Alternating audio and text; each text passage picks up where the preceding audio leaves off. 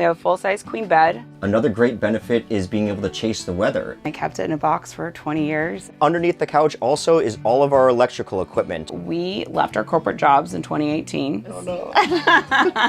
Hi, I'm Eric. And I'm Jay. This is Kaja. And we're the Aldapes.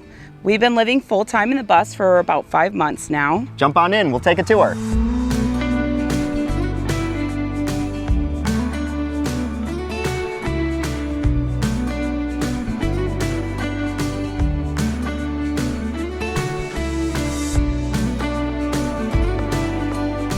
This is our kitchen. It's a small space, but super functional. Here we have a sink that's actually designed for a bathroom. I actually got it when I was an intern at Kohler, probably about 20 years ago now. It was a designer who made a prototype, and they were no longer going to be able to use this prototype and couldn't sell it. So I actually was able to acquire it, and I kept it in a box for 20 years. And when we bought the bus, it was a perfect opportunity to incorporate into our kitchen. We also try to find innovative ways to store items that are ready for drive day. So everything in the kitchen and in the living room is full drive ready. All baskets are screwed down, everything is adhered. It just makes it a little easier when we're packing up and on the move. One of our favorite features is the cutting board. We actually added feet to the bottom of the cutting board, and that helps lock it into the oven grate. It makes it fully drive ready and super functional. Cabinet wise, we have a decent amount of cabinet space. It's perfect for our needs. We pretty much keep all of our pantry items in this cabinet and all the can items down here. For securing it for drive day, we do have like a locking cabinet, and we just use a lot of tension rods and baskets to hold everything in place. Same with our plates. We have hooks on the door to hold items, but then use bungee cords to secure things in place. So for bus life, we really wanted to have enough fridge space. So we did find a large mini fridge. It actually extends past the kitchen wall, in which we had to bump out our bathroom wall, which you will see later, to accommodate the extra space for the fridge. But it's quite deep and holds everything that we need. We did have to add a little seatbelt to it so the door doesn't fly open while driving. We do have an espresso maker. We don't use it a ton because it does consume a decent amount of energy, but if we're plugged in somewhere, we will run it and have some fresh espresso. Over in this little cubby hole area, we have our small trash can, which is perfect for our needs, and what's always important is a little liquor cabinet too. Our oven is just a smaller version of a typical house oven. It does fit, this is very important for us, it does fit a deep dish pizza pan. So we make a lot of pizza. My husband's from Chicago, so that was very important to him. We use it every day, all breakfasts and coffees made on the stovetop, and we use the oven very frequently. Eric's also getting into bread making, so it's always adventurous. Another way we've maximized our storage is we added a little spice rack. The spice rack's super functional, however, it did not extend all the way back to the wall, and all space is important in a school bus. So we added little cubbies back here for games and koozies and pint glasses and shot glasses. We always have all of our necessities close to the bar.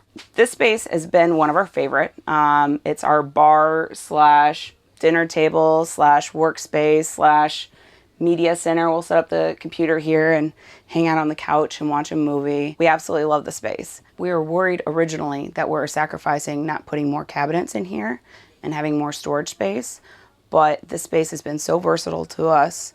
We put our cooler or firewood, whatever we need, down below when driving and getting to our next campsite, and it's been terrific.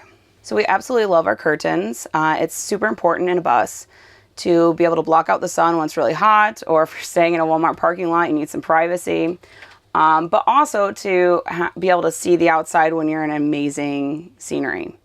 So our curtains have magnets that attach on to all the original metal surrounds to the window, and we can pull them down and they easily magnet right on and create privacy.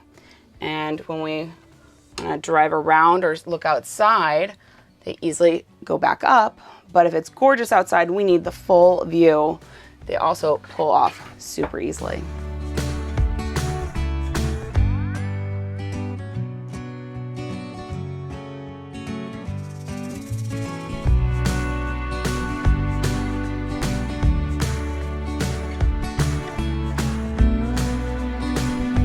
This school bus is the biggest place we've lived since, 2018?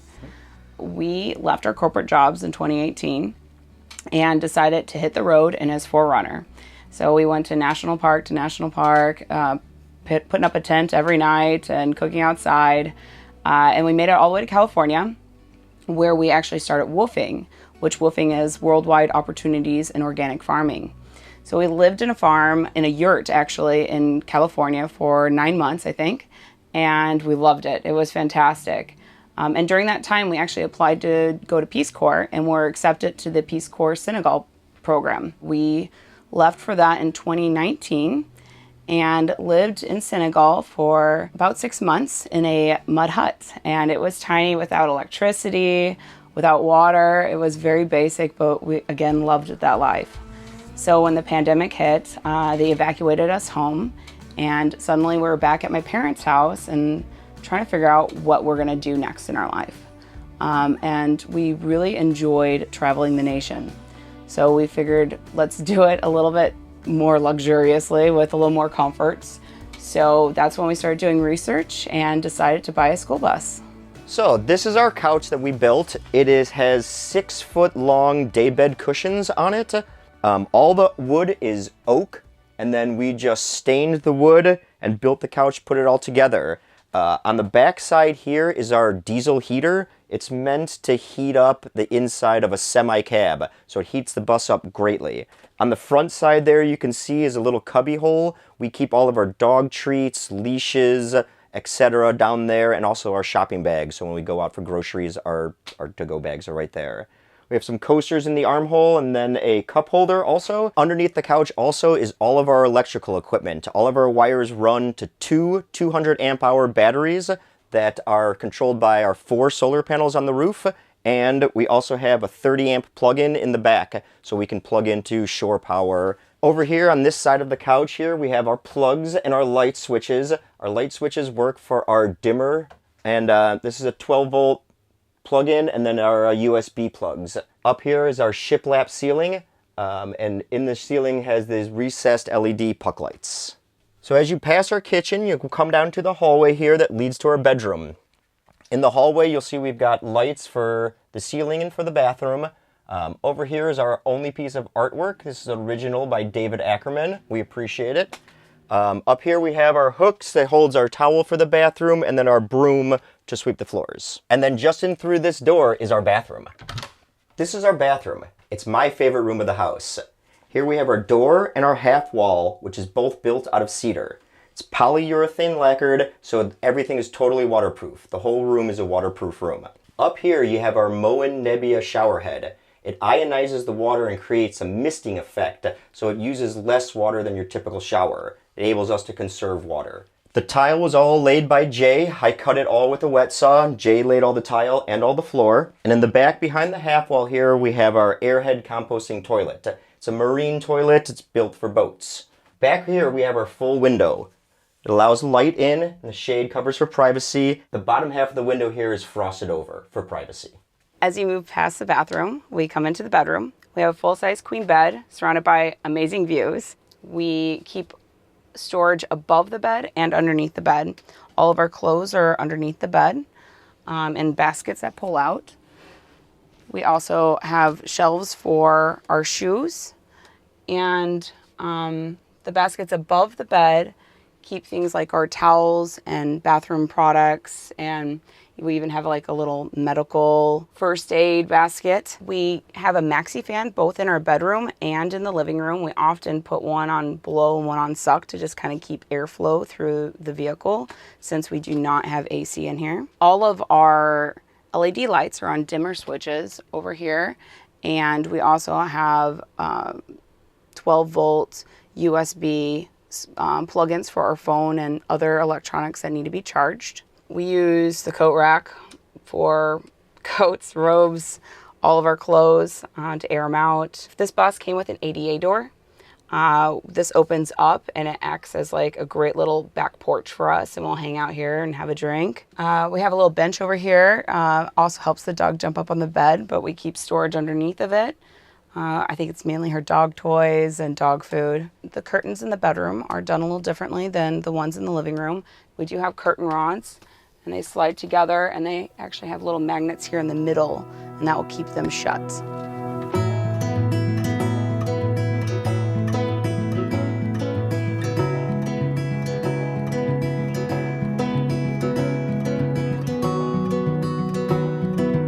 So over the last 5 years, we have been constantly challenging and rethinking our relationship with money and resources. When I was let go, I started an apprenticeship at a farm where I was paid in CSA boxes with some of the most fresh, delicious vegetables and fruit and meat products that the city had to offer. And we loved it. We found out, with a little effort, I get to learn new farming techniques, and I have all my food needs met. And then I guess in Senegal too, it's all about community there. You do not need a single dime in your pocket. The people there will bring you in and make sure you have everything that you need, feed you, put clothes on your back, even though they don't have anything. It's just all about how community and relationships are more important than money. So we're trying to bring those principles back to our everyday life. Thankfully, in bus life, we don't have a ton of monetary needs. We have solar panels for energy. We have 75-gallon water tank that we are easily able to fill, with free water typically. So really, it's just gas money and food. And right now, we're not working. We are using our savings to fulfill those minor needs. We want to take the first year and just enjoy bus life and just travel around and see everything. Yeah. And I think after that year, we might discuss what kind of hobby we would like to do that might pay the gas bill. But we don't really know. We have other assets with cryptocurrencies that maybe we'll find a way of working with that to just change how we view money on that end. So in terms of dollars, we don't really rely a whole lot on fiat money. We use blockchain and Tezos, and we work a lot with cryptocurrencies. We're able to mint our own NFTs. We do a lot of trading in that. It's just a way to acquire other assets besides just dollars. It's a great tool for us to basically break away from the monetary system and needing money. Above the driving area, we have some shelves where we typically pick wildflowers and put them in our vases. We also have our fuse box here just to have easy access to it. It's our AC and DC fuses and breakers. The Camp Aldape sign is left over from our wedding that we've kept, and now we use it as our decor. It's also our Instagram handle. Everything here is also drive ready. Things are seat belted in with Velcro. We also use magnets to hold down the vases. So this is our bus door here. It's all the original bus door. What we did was took the two doors and bolted steel beams to them to create them into one solid door. And then we put an electronic keypad on it here so we don't have to carry a key around with us when we go hiking or kayaking. This here's our storage locker. We cut out the frame of the bus and lifted up the storage locker with our tractor. And then we bolted it to the frame of the bus. Carries our leveling blocks, our hose, our plug-in, and our grill. So we love mountain biking, but we needed a way to transport our bikes. We had a local welder in Southern Illinois weld us a receiver hitch onto the front of our bus, and then it holds our bike rack. On the driver's side of the bus, we also have our typical water fill and propane fill. So we came up with this clever way to store our dump hose. This is a 4x4 plastic fence post with a fence cap, and we use child safety locks to hold the door closed. And inside, we store our dump hose.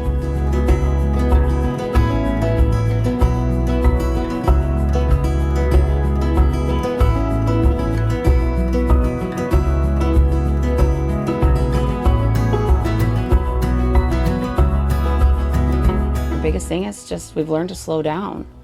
And I really want to say that's probably the best advice we can give everybody. Stop rushing.